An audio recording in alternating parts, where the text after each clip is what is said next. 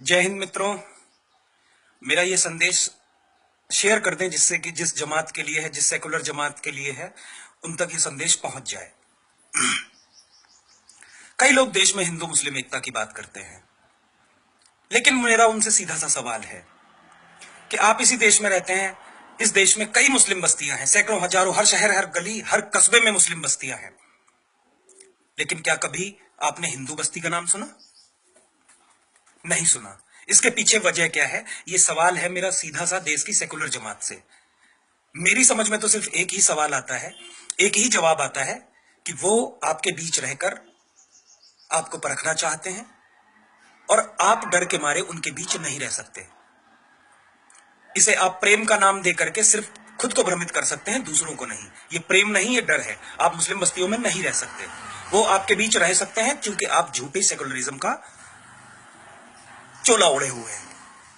एक और सवाल उन लड़कों से जो हिंदू मुस्लिम एकता की बात करते हैं कि आप कॉलेज के हॉस्टल्स में 4 हिंदू लड़कों के बीच में एक मुस्लिम लड़के को बड़े आराम से रख लेते हैं, और वो रह भी लेता है क्योंकि आपका धर्म ये सिखाता है कि वो आराम से आपके बीच में रह ले।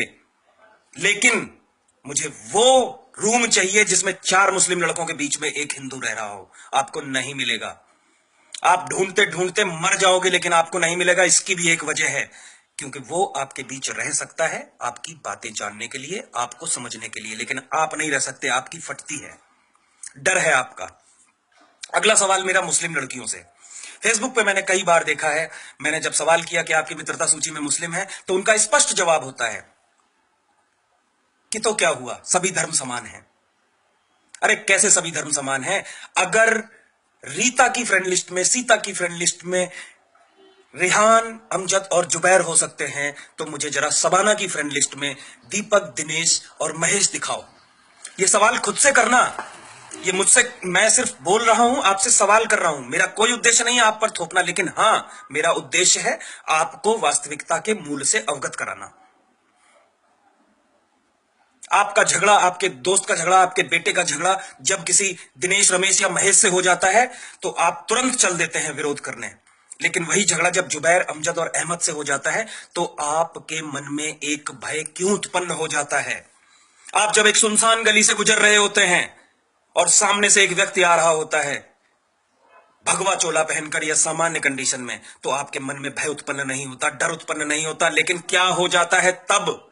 जरा अपनी आत्मा से पूछिए, जब आप एक सुनसान गली से गुजर रहे हो और सामने से 4 टोपीदार, जालीदार टोपी वाले दिख जाते हैं। यह सवाल खुद से करना पड़ेगा आपको। ये सवाल मेरे नहीं है, ये सवाल आज के वक्त के हैं। आखिर अगर कोई मुसलमान अच्छा है, मुसलमान भाई, तो ढूंढ के लाइए अपने उस भाई को और कहिए कि भैया, ये देश, जब संविधान इस देश में लागू है, इस देश में जब हमारा धर्म, हिंदू धर्म, गीता के से नहीं चलता, तो आप सरिया से क्यों चलाते हैं? लड़कियों और लड़कों, आप पूछिए उनसे कि अगर इस देश में मुझे एक बीवी रखने का अधिकार है, तो मेरे साथ में खड़ा व्यक्ति 4 बीवियां कैसे रख लेता है? कौन से अधिकार से रख लेता है? क्या आपके मन में कभी यह सवाल नहीं उठता? अगर ये उठता है तो आपको स्वयं से पूछना चाहिए कि आप किस देश में जी रहे हैं। एक तरफ आप, उन मर्दों से मेरा सवाल है कि आपका तलाक हो जाता है तो आपको सालों कोर्ट के चक्कर लगाने पड़ते हैं, लेकिन वहां तो तलाक तलाक तलाक बोल के काम खत्म कर दिया जाता है। कौन से कानून के हिसाब से? ये ऐसे सवाल हैं जिन्हें हर व्यक्ति को दूसरे से पूछना पड़ेगा, एक दूसरे से पूछना पड़ेगा। लड़का हो, लड़की हो, महिला हो, औरत हो, बुढ़ा हो, जवान हो। आखिर क्या है इस देश में कि मैं जो मंदिर में दान दे करके आता हूं 10 रुपए, उसमें से 4 रुपए सरकार ले लेती है, जबकि उनके पास एक भी मस्जिद मदरसे का खाका नहीं है कि उसमें क्या आया क्या गया। मेरा उद्देश्य यह नहीं है कि उनको मैं टॉर्चर करूं, मेरा उद्देश्य यह है कि सारे कानून सिर्फ हम पे ही क्यों लागू होते हैं। ये सवाल पूछने पड़ेंगे। मैं तो जग गया हूं। मेरा उद्देश्य है ज्यादा से ज्यादा लोगों से ये सवाल पूछें और लोगों को जागरूक करें। बहुत जल्द ही इसको लेकर के सड़कों पर युवाओं का एक आंदोलन आने वाला है, जिसमें आप सभी का मुझे पूरा सहयोग चाहिएगा। मैं मांगूंगा, आपसे हाथ फैला के मांगूंगा, आपको बातें समझा के मांगूंगा, आपसे निवेदन करके मांगूंगा, आपसे जानकारी दे करके मांगूंगा।